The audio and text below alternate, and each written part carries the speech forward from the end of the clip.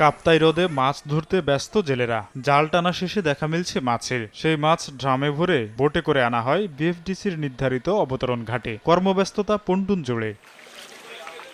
অথচ মাত্র ১ মাস আগেও ছিল না এমন চিত্র।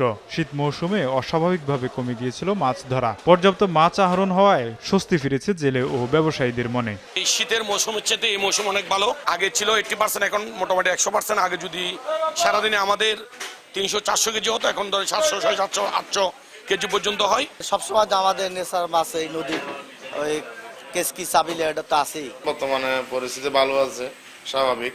হয়তো ইনশাল্লাহ আশা করি এইভাবে যদি পরিস্থিতি থাকে তাহলে আমরা কিছুটা ক্ষতির সামনে থেকে কাটাই উঠতে পারবো আমরা ব্যবসায়ীরা। এবং এ অবস্থায় লক্ষ্যমাত্রার বেশি মৎস্য আহরণ ও রাজস্ব আদায়ের প্রত্যাশার কথা জানান বিএফডিসির এই কর্মকর্তা।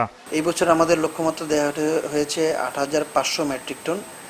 আমরা ইতিমধ্যেই ৮৩০০ মেট্রিক টন মাছের আহরণ করেছি, যার রাজস্ব ১৮,৩৩,০০,০০০ টাকা। তো আমরা আশা করি এখনো আমাদের হাতে আরও ১ মাস রয়েছে।